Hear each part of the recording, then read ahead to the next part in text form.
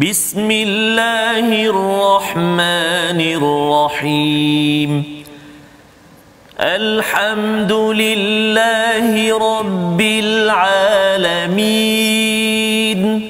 الرحمن الرحيم مالك يوم الدين إياك نعبد وإياك نستعين اهدنا الصراط المستقيم صراط الذين أنعمت عليهم غير المغضوب عليهم ولا الضالين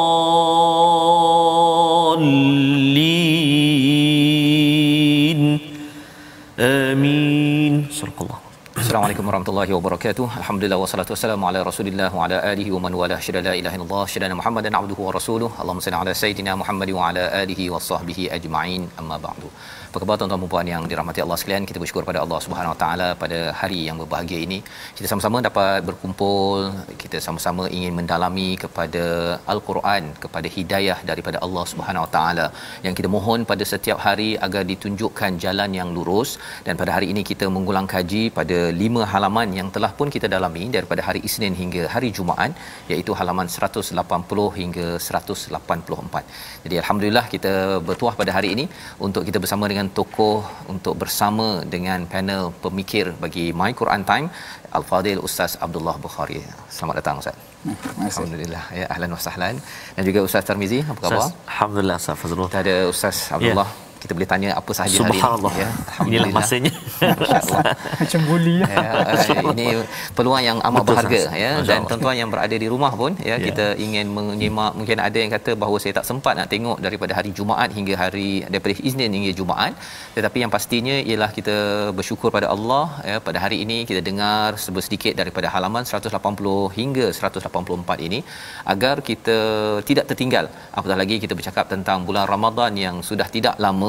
Persediaan orang-orang soleh pada zaman dahulu sebelum Ramadan itu sudah pun bersedia agar Ramadan tahun ini, harapnya tuan-tuan yang berada di rumah, adik-adik akan dapat Ramadan terbaik. Amin. Dengan Al-Quran, bacaannya mantap dan kefahamannya ketika solat tarawih, ketika solat Isyak, Maghrib, semua, ya, amalan solat kita itu adalah Quran termanis dalam kehidupan kita. Jadi sama-sama kita mulakan, ya, sesi kita pada hari ini dengan doa ringkas kita.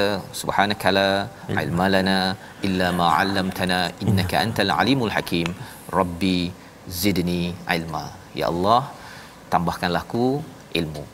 Kita mula dengan halaman yang ke-180. Kita nak membaca daripada ayat yang ke-29 sebagai bekalan Ramadan kita. Menarik ini ayat 29. Mari sama-sama kita baca dipimpin Ustaz Tarmizi untuk kita melihat Ustaz tentang konsep takwa dalam surah Al-Anfal, surah pasal perang sebenarnya, tetapi masih lagi asas penting iman di awal surah Al-Anfal, dan sekarang ini kita berjumpa dengan perkataan takwa. Mengapa takwa amat penting? Kalau kita lihat dalam surah Al-Baqarah itu, bila bercakap tentang wahai orang beriman, ya, difardukan puasa seperti orang sebelum kamu agar kamu bertakwa. Jadi iman kita dah belajar di awal surah Al-Anfal. Sekarang nak tengok takwa itu apa kebendanya. Kita baca dahulu, silakan. Terima kasih Fadil Ustaz Fazrul. Yang bahagia Al-Fadhil Ustaz Abdullah Bukhari, khususnya tuan-tuan dan puan-puan sahabat-sahabat Al-Quran yang dikasihi Allah Subhanahu wa taala sekalian. Kita nak melihat halaman 180 ayat yang ke-29. Sebagaimana Al-Fadhil Ustaz Fazrul sebut tadi, Ramadan, kita sekarang berada menuju Ramadan, road to Ramadan. Jadi mari kita baca dulu ayat yang ke-29 sebelum kita ikuti kupasan daripada Al-Fadhil Ustaz Abdullah sekejap lagi. A'udzu billahi minasyaitonir rajim. Ya ayyuhalladzina amanu in tattaqullaha yaj'al lakum furqana اتقوا الله يجعل لكم فرقانا ويكفر عنكم سيئاتكم ويغفر لكم والله ذو الفضل العظيم صدق الله العظيم. Wahai orang-orang yang beriman, jika kamu bertakwa kepada Allah, niscaya Dia akan memberikan furqan, kemampuan membezakan antara yang hak dan yang batil kepadamu dan menghapus segala kesalahanmu dan mengampuni dosa-dosamu. Allah memiliki kurniaan yang besar.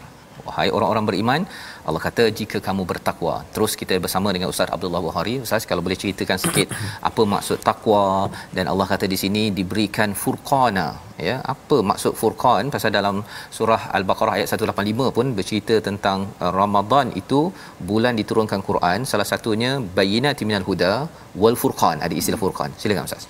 Okey, terima kasih kepada Ustaz Fazrul dan Ustaz Tamizi. Masya-Allah.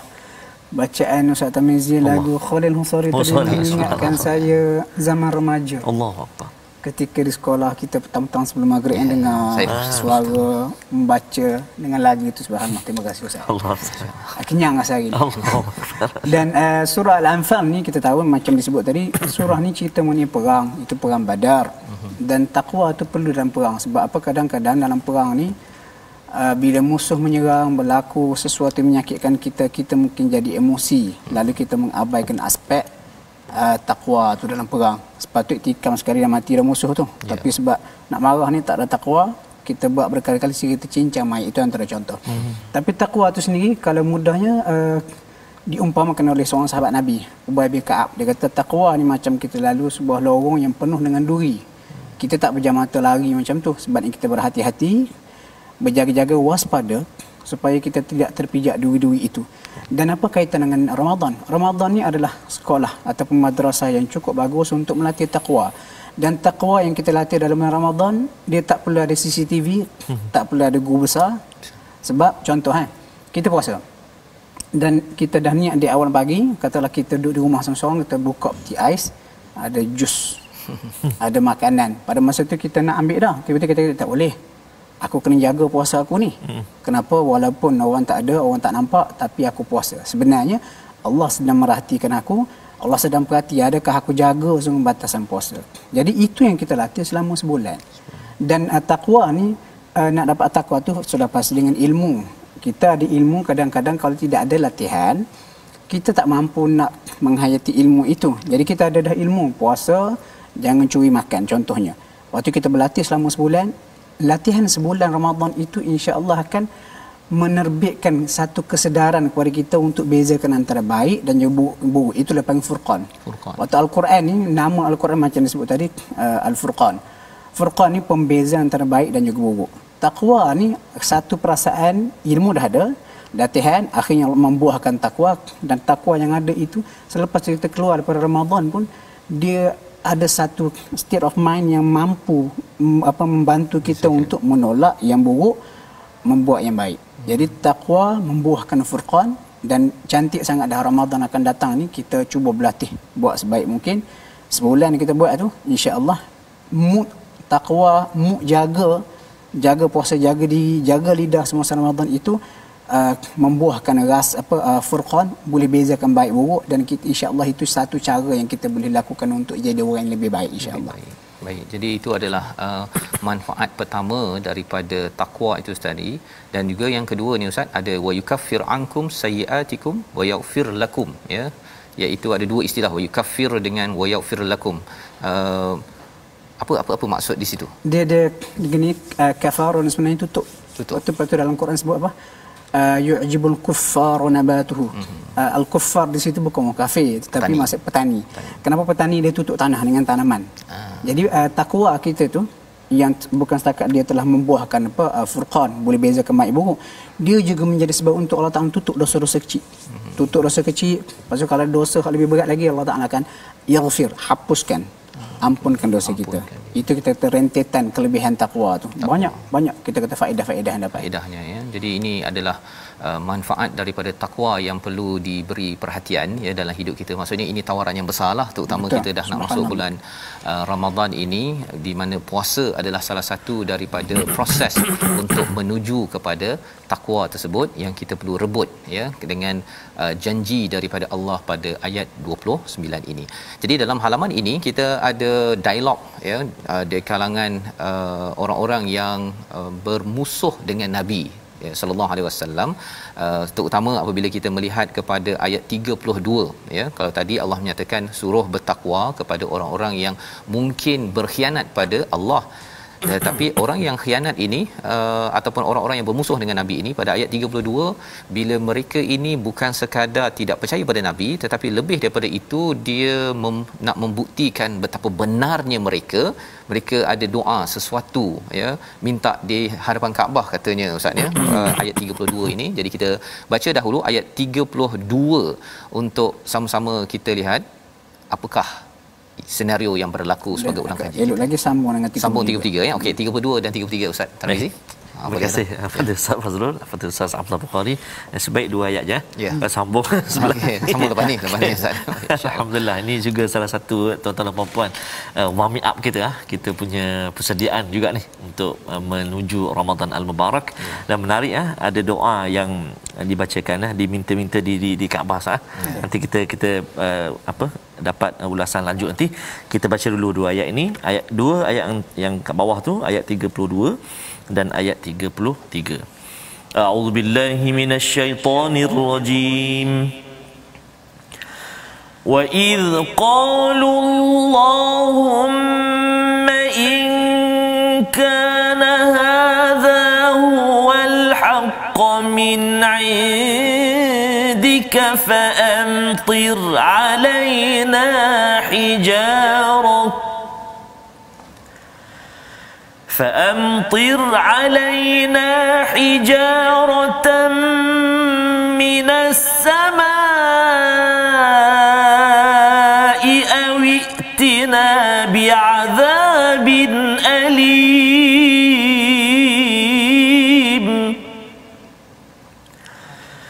وما كان الله ليعذبهم فيهم وما كان الله معذبهم وهم يستغفرون صدق الله العظيم. Surah Al-Azim. Dan ingatlah ketika mereka orang-orang musyrik berkata, ya Allah, jika Al-Quran ini benar wahyu daripada Engkau, maka hujanilah kami dengan batu daripada langit atau datangkanlah kepada kami azab yang pedih. Inilah doa yang dibacakan oleh orang musyrik. Apakah respon daripada Allah? Tetapi Allah tidak akan menghukum mereka selama engkau berada di antara mereka. Engkau itu merujuk pada Nabi Muhammad, dan Allah tidak pula akan menghukum mereka sedang mereka masih memohon keampunan. Jadi di sini adalah doa yang berat jugalah ustaz ya. Satu ialah pasal dia tak percaya pada Quran, nak buktikan sangat bahawa ini tak betul, sanggup dia dilaknatlah kan, dihujani dengan hijarah. Dia perkataan hijarah ni lebih kurang macam dalam surah Al-Fil kan, hijaratun min sijil kan. Jadi maksudnya cara berfikir macam ni memang mantap jugalah, sampai sanggup minta Tuhan azab kan berani luar biasa. Berani luar biasa ya, tetapi tak kena ya. Ini depan Kaabah kan, orang kata kalau doa depan Kaabah biasanya makbul kan, tetapi kali ni tak makbul ke apa sebenarnya yang berlaku di sini ustaz? Itulah kalau tengok setengah cerita Melayu kan, kalau watak-watak jahat melampau berdoa biadab dalam filem tu terus kenalah. Jadi yang pelik sini sebenarnya jawapan tu ada pada ayat yang ke-33. Kalau ikut kelayakan mereka, memang mereka selayaknya ditimpa azab. Selayaknya, tetapi ini kata kelebihan dua perkara. Dalam ayat yang ke-33 Allah kata Allah Ta'ala tidak akan mengadab mereka kerana engkau Muhammad berada di situ, dan Allah tidak akan mengadab mereka kerana ada dalam kalangan mereka yang beristighfar. Jadi ketika membaca ayat ini, ulama tafsir kata di dunia ini ada dua penjamin penghalang azab. Yang pertama Rasulullah yang hidup berada di satu tempat, dan juga adanya orang beristighfar. Dan kalau kita tengok dalam Quran sama juga Nabi Lut alaihissalam, sebelum Allah musnahkan kaum baginda, malaikat datang mengarahkan keluar dahulu. Maksud sebab penghalang azab itu dikeluarkan terlebih dahulu. Jadi jawapan dia, kenapa Allah Ta'ala tak turunkan azab kepada mereka sedangkan mereka berdoa dengan sangat biadab seperti ini? Kerana Allah Ta'ala meraihkan kewujudan kekasihnya di Mekah. Itu lebih penting. Itu lebih penting. Itu yang pertama. Lepas tu, kalau kita tengok dalam contohnya para ulama tafsir kalau membincangkan ayat dan surah Al-Ahzab ayat yang ke-9, Allah Ta'ala hantar angin ribut untuk menewaskan tentera bersekutu. Sebenarnya kalau ulama tafsir bincang, dia kaitkan dengan ayat ni.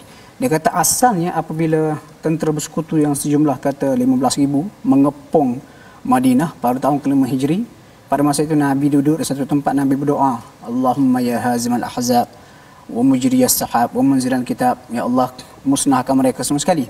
Lalu Allah Ta'ala hantar angin ribut, dan ulama tafsir mengatakan ribut yang datang itu adalah ribut yang sama kelajuannya dengan ribut yang pernah memusnahkan kaum Ad yang diutus kepada mereka Nabi Hud. Lepas tu kita baca dalam Quran, Allah kata fa'arsalna 'alaihim rihan sarsara, lalu kami hantar kepada mereka ribut yang kuat. Tetapi ribut itu bila sampai ke Madinah, sepatutnya kelajuan itu akan memusnahkan, kita kata membunuh sama sekali tentera bersekutu. Tapi bila ribut itu datang ke Madinah, wa anta fihim, kamu Muhammad ada di Madinah. Lalu kelajuan ribut itu yang sepatutnya membunuh tentera bersekutu, Allah Ta'ala kurangkan kerana apa? Nabi berada bersama mereka. Itu bila kita baca surah Al-Anbiya, Allah kata wa ma arsalnaka illa rahmatan lil alamin, tidak kami utus kamu melainkan rahmat untuk semesta alam. Rahmat di situ rahmat juga kepada orang kafir dalam peristiwa tentera bersekutu Ahzab. Masya-Allah. Ya, okey, sekarang ni kita kata Rasulullah sudah tidak ada. Yang tinggal cuma satu saja penghalang azab, iaitu yastaghfirun, istighfar. Sebab tu kita kena pastikan di tempat kita, di mana saja kita berada, kena pastikan ada orang beristighfar. Jadi kita bimbang bila orang sudah tidak beristighfar, dia menjadi sebab untuk azab itu senang turun kerana tidak ada yang menghalang. Sebab tu kita kena jadi orang soleh. Kita kena juga bina budaya soleh, sebab orang soleh biasa lepas sembahyang paling kurang dia beristighfar. Tapi kalau orang dah tak solat, orang dah tak beristighfar, kita bimbang ia akan menjadi sebab azab mudah sampai. Waliyadzubillah. Terima kasih diucapkan kepada Ustaz Abdullah mencerahkan Ustaz ya tentang perkara ini, dan kepentingan sangat penting sangat untuk kita untuk beristighfar. Itulah talian hayat yang masih ada ya. Nabi sudah wafat ya, tetapi kita tahu bahawa salah satu sunnah Nabi sallallahu alaihi wasallam itu beristighfar, memohon ampun pada Allah SWT. Itu lambang kepada kehambaan yang amat penting agar terjauh daripada azab, walaupun sepatutnya tadi dah sepatutnya dapat Ustaz ya. Minta hijarah ini tadi itu, kalau kita tengok surah Al-Fil tu, kira mereka orang-orang di Mekah itu tak pernah pula minta hijarah turun ababil tadi tu kan, untuk menurunkan batu untuk menghancurkan, tak minta ya, mereka lawan je. Tapi ini sampai minta, lawan dan minta, lain macam, lebih hebat lagi, tetapi tak sampai. Rupa-rupanya kerana ada Nabi sallallahu alaihi wasallam ya sebagai kekasih Allah, itu lebih penting. Dan mungkin satu lagi pelajaran kat sini Ustaz ni, betapa Tuhan ni boleh je nak bagi ya, tetapi Tuhan bukan jenis perengus ataupun terlalu cabar je pum bagi kan ya. Pasal kalau dalam movie macam itulah kan, ingat buat sana pum dapat cash kan. Tetapi ada perkara-perkara melambangkan Allah ini adalah amat penyayang ya, dihantarkan nabi ya, malah tak pula nabi ini diangkat ya, ataupun okey keluar agar dilaknat kepada orang-orang di musyrik ini tadi. Jadi subhanallah, ini melambangkan betapa Allah amat penyayang. Dan kita nak bergerak kepada halaman 181, kita nak baca daripada ayat 34 ya. 34 ini sebagai satu cerita tentang Masjidil Haram bersama Ustaz Tarmizi. Baik. Terima kasih kepada Ustaz Fazrul, Ustaz Abdullah. Tuan-tuan dan puan sahabat Al-Quran, kita baca sekarang, jom sama-sama ayat yang ke-34 ya. A'udzubillahi minasyaitonirrajim. وَمَا لَهُمْ أَلَّا يُعَذِّبَهُمُ اللَّهُ وَهُمْ يَصُدُّونَ عَنِ الْمَسْجِدِ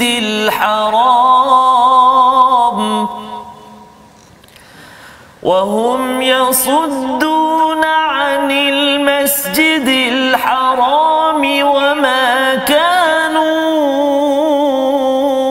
أَوْلِيَاءَهُ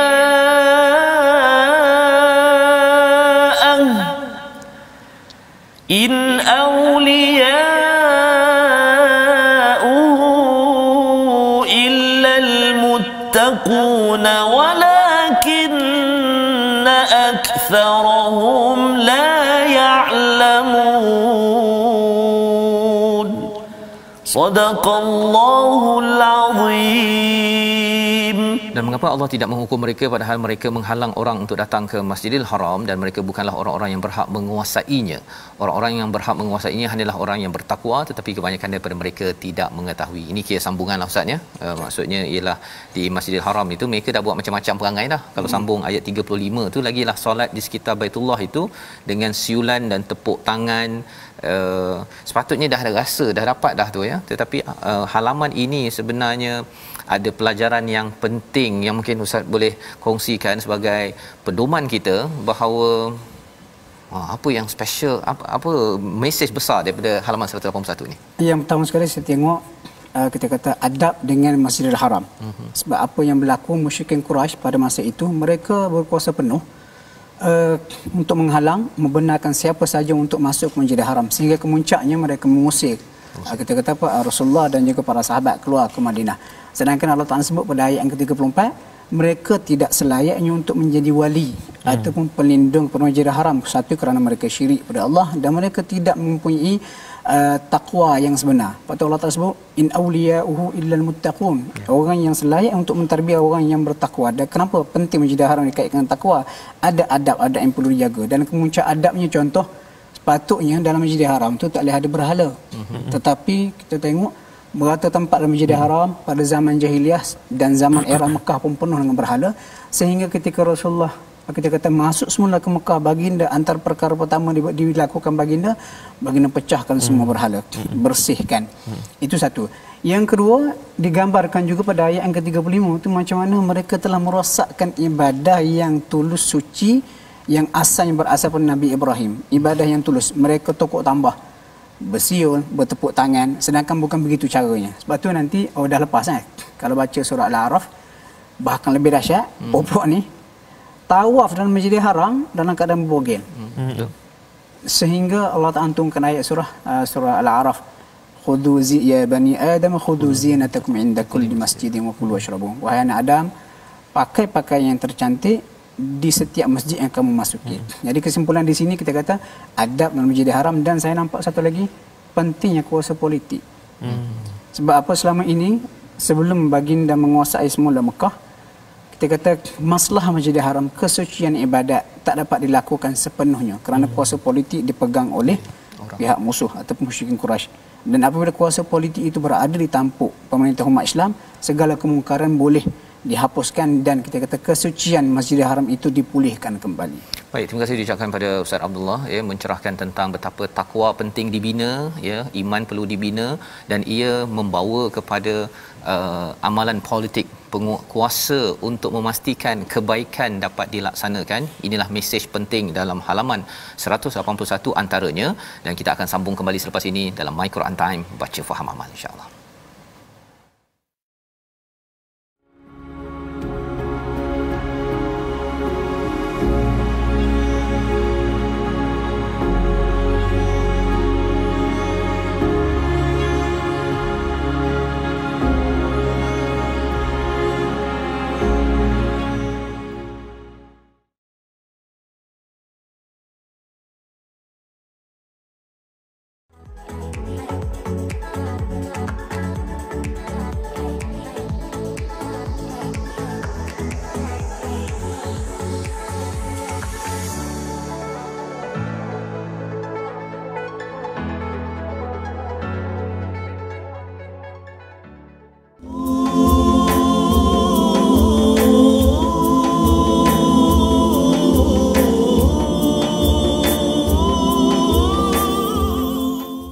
أعوذ بالله من الشيطان الرجيم واعلموا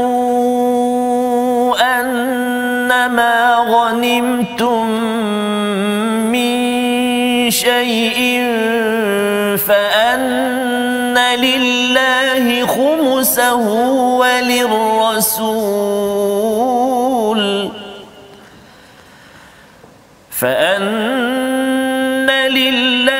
خمسه وللرسول ولذي القربى واليتامى والمساكين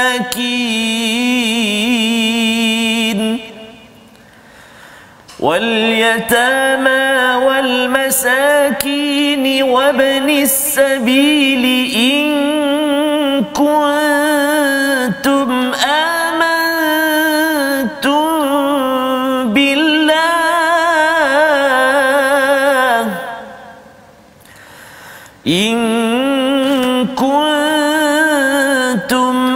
آمنتم بالله وما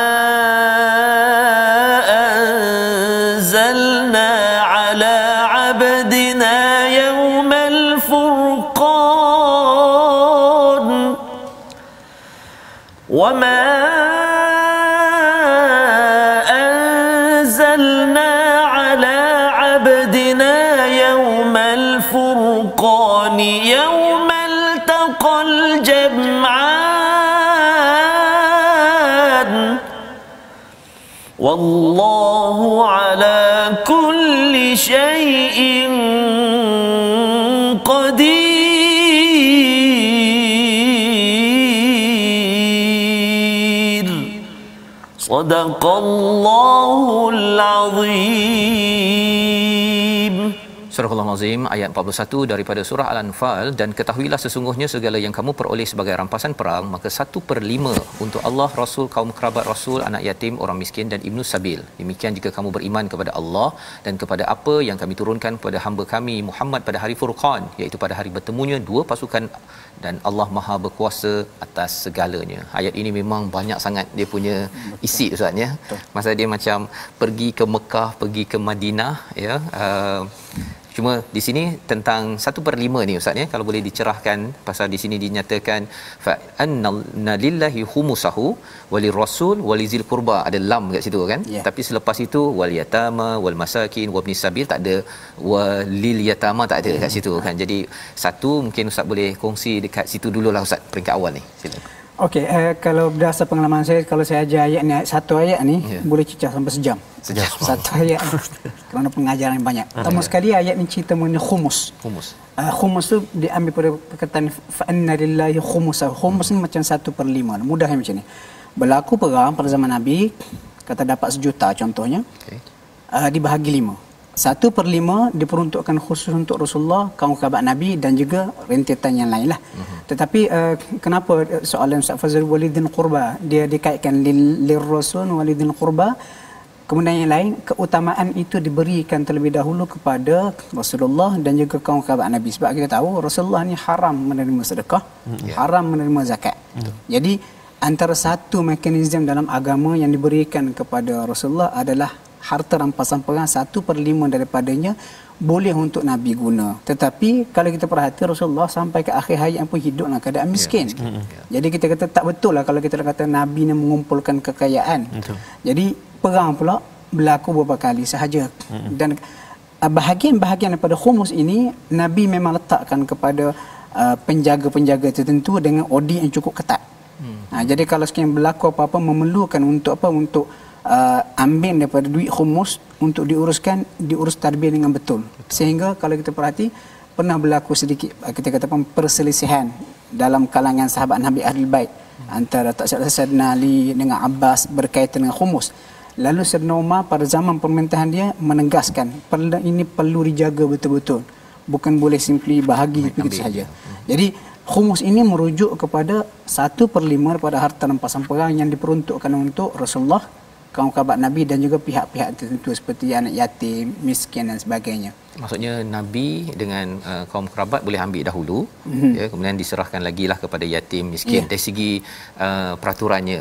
Tapi dari segi pelaksanaannya Nabi tak pun mengambil banyak bahagian, Ustaz, ya. Okey, baik. Betul, apa isteri Nabi pun dikata nafkah. Isteri Nabi pun ini antara tambahan-tambahan diberikan.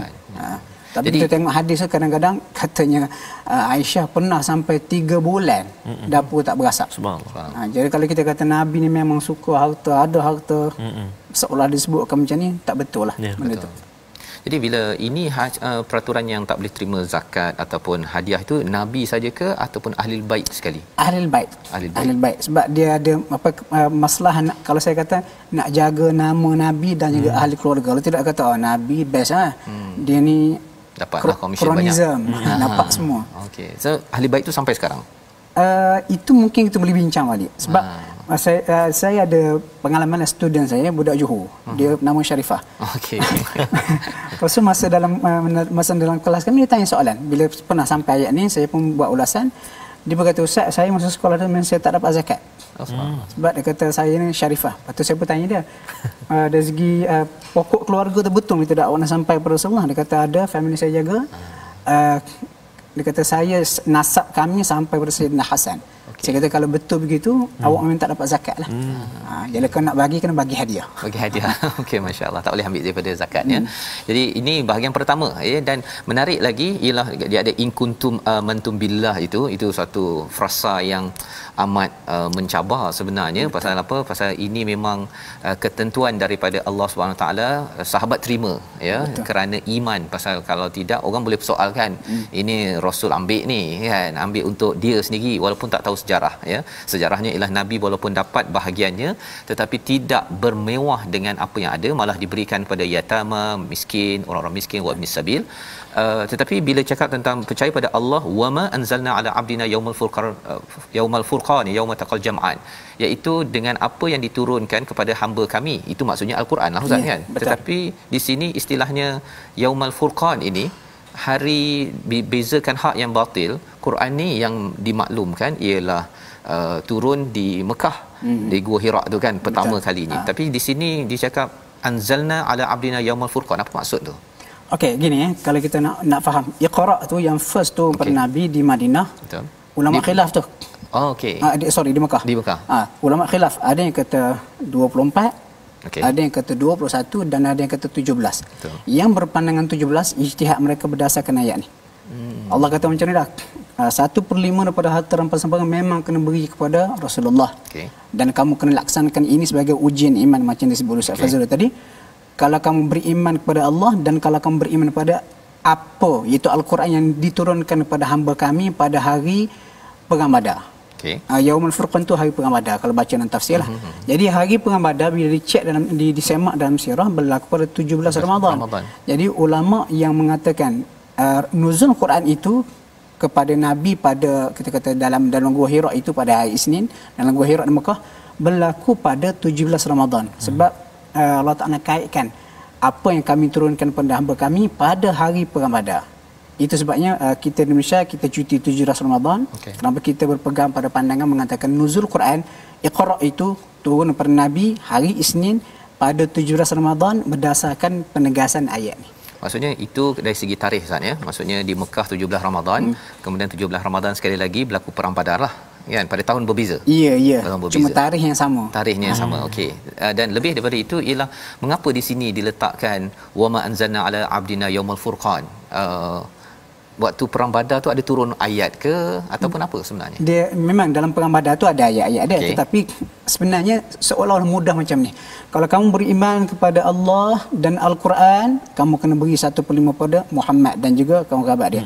Dan kalau kamu beriman kepada Allah dan juga kepada Al-Quran yang kebetulannya, kalau kita kata bahasa mudah nak faham, yang kebetulannya turun sama dengan tarikh perang Badar 17 Ramadan. Seolah-olah Allah Taala kata kalau kamu beriman pada Al-Quran yang turun dulu di Gua Hira 17 Ramadan dan tarikh itu pun sama seperti berlakunya perang Badar ni. Itu dikaitkan 17 Ramadan tu macam mana. Okey.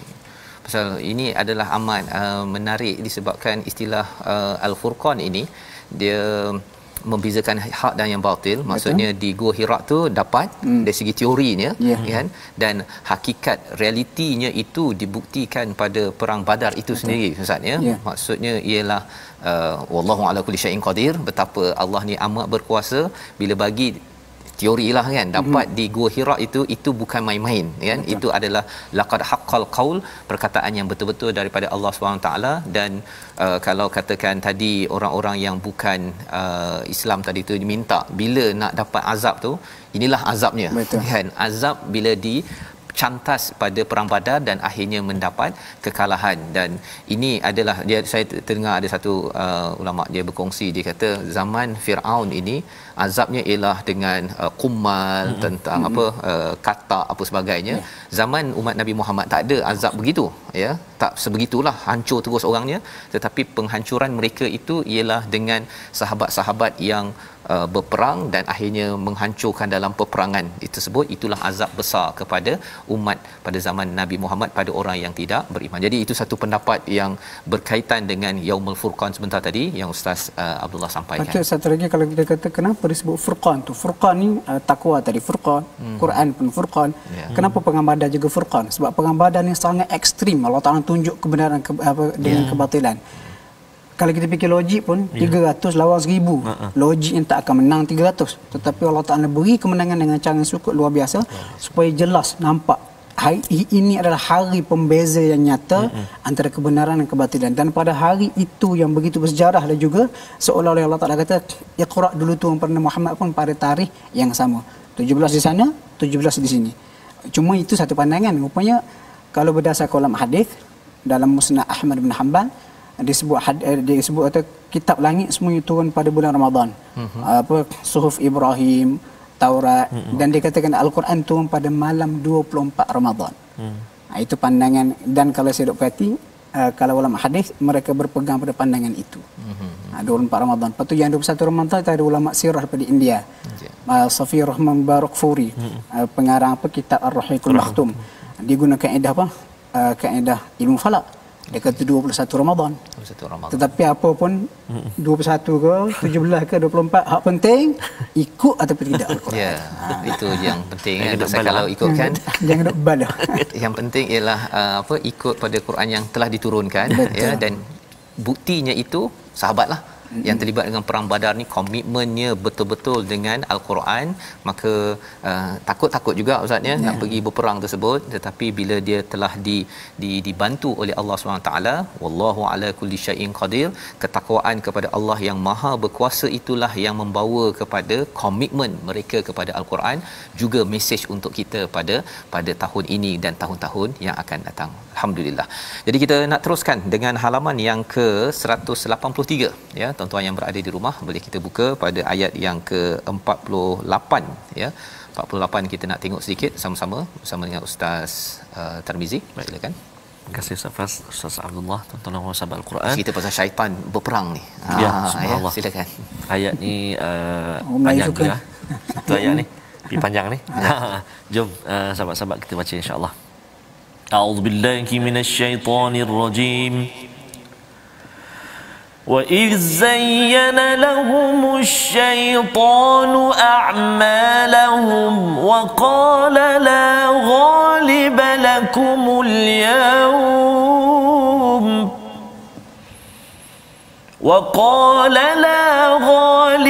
لَكُمُ الْيَوْمَ مِنَ النَّاسِ وَإِنِّي جَارٌ لَكُمْ فَلَمَّا تَرَاءَتِ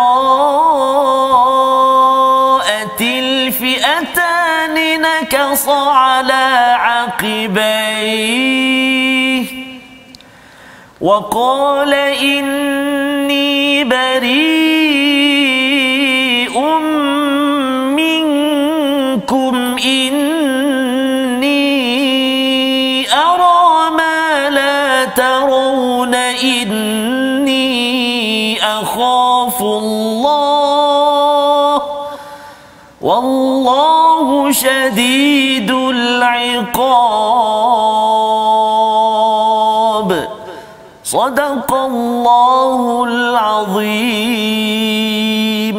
Dan ingatlah ketika syaitan menjadikan perbuatan dosa mereka terasa indah bagi mereka dan mengatakan tidak ada orang yang dapat mengalahkanmu pada hari ini dan sesungguhnya aku adalah penolongmu. Maka ketika kedua-dua pasukan itu telah saling melihat berhadapan, syaitan berundur ke belakang sambil berkata, sesungguhnya aku berlepas diri daripada kamu, aku dapat melihat apa yang kamu tidak dapat lihat, sesungguhnya aku takut kepada Allah, Allah sangat kuat azabnya. Wah, ini adalah pembongkaran syaitan terlibat dalam perang.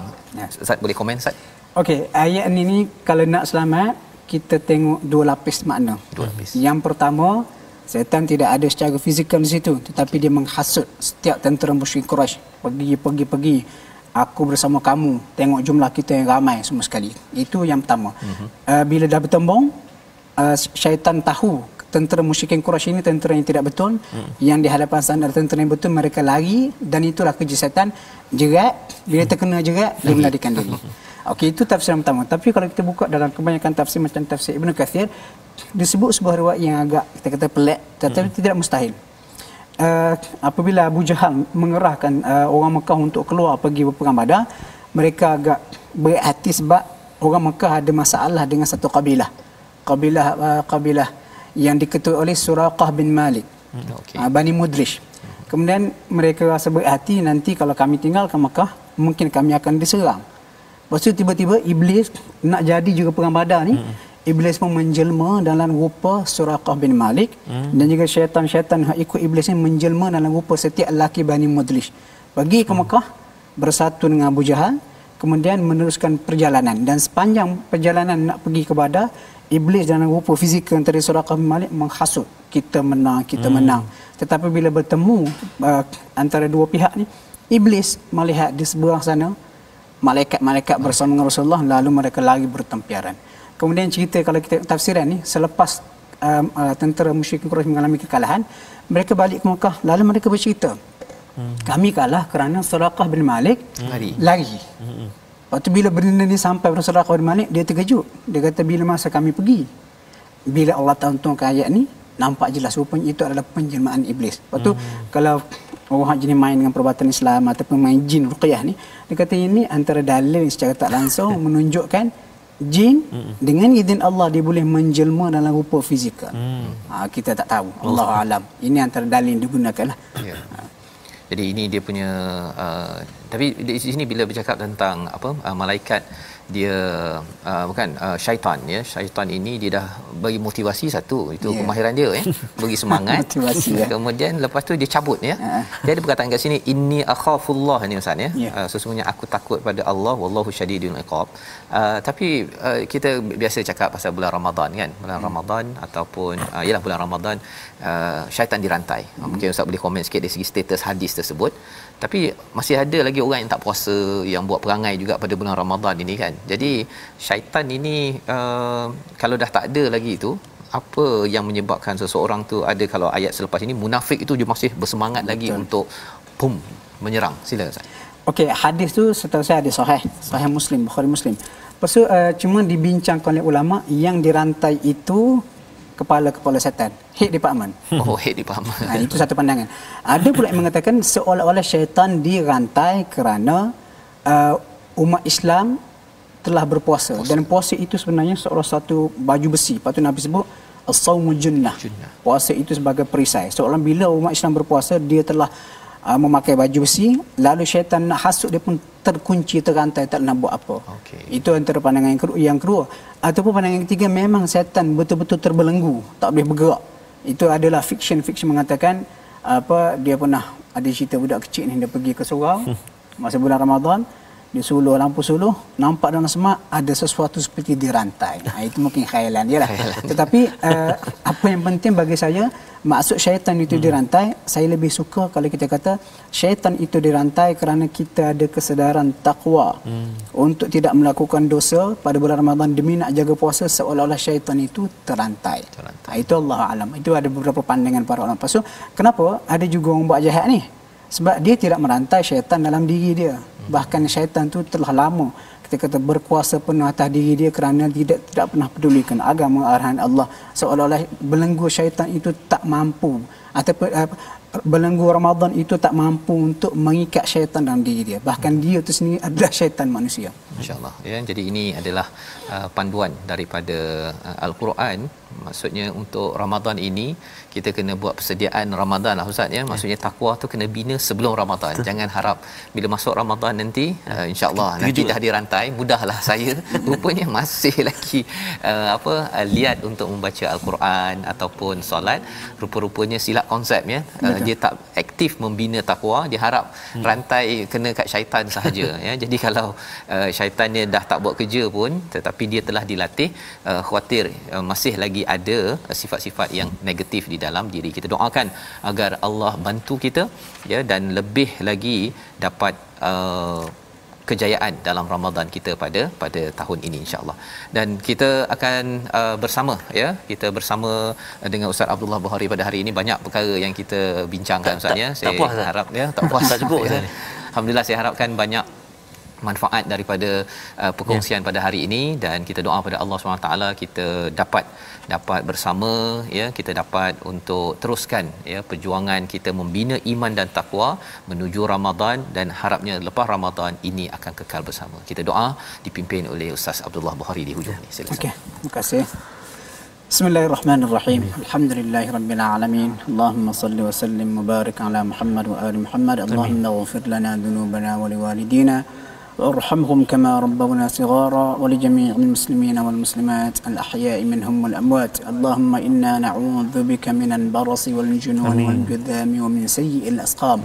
اللهم إنا نعوذ بك من زوال نعمتك وتحول عافيتك وفجاءة نقمتك وجميع سخطك. اللهم زرنا ولا تنقصنا وأكرمنا ولا تهنا وأعطنا ولا تحرمنا وآثرنا ولا تؤثر علينا وأرضنا وارض عنا. ربنا آتنا في الدنيا حسنة وفي الآخرة حسنة وقنا عذاب النار. صلى الله على محمد وعلى آله وصحبه وسلم. الحمد لله رب العالمين. تقبل الله منا ومنكم. Amin ya rabbal alamin. Terima kasih diucapkan pada Ustaz Abdullah Bukhari sebagai tetamu kita pada hari ini yang banyak mencerahkan beberapa perkara daripada halaman 180 hingga 183 sebentar tadi. Kita tak sempat pergi 184 Ustaz ya. Banyak perkara yang kita nak lihat lagi, dan itulah Al-Quran. Jangan kita menyatakan bahawa saya dah dengar dah ayat ini, kerana Al-Quran setiap kali kita mendengarnya pasti ada permata-permata baru yang Allah akan bongkarkan, dan kesedaran inilah yang kita ingin bawakan dalam tabung gerakan Al-Quran sebagai satu platform tuan-tuan menyokong bersama membawa permata-permata Al-Quran ini agar semua dapat melihat fadal kurniaan daripada Allah ni lebih berharga, lebih baik daripada apa sahaja yang ada di dunia ini, kerana kita yakin dengan asbab inilah ya keimanan takwa yang sinar daripada Al-Quran akan membawa kemenangan, kejayaan dalam kehidupan kita di sini dan juga sampai ke akhirat sana. Jadi kita bertemu kembali dalam ulangan pada jam 5 petang, pada jam 11 malam ya, dan juga pada jam 6 pagi. Rancangan ini dibawakan oleh Mufas yang mendoakan terus kita membina iman dan takwa menuju Allah Subhanahu Wa Taala. My Quran Time, baca faham amal insya-Allah.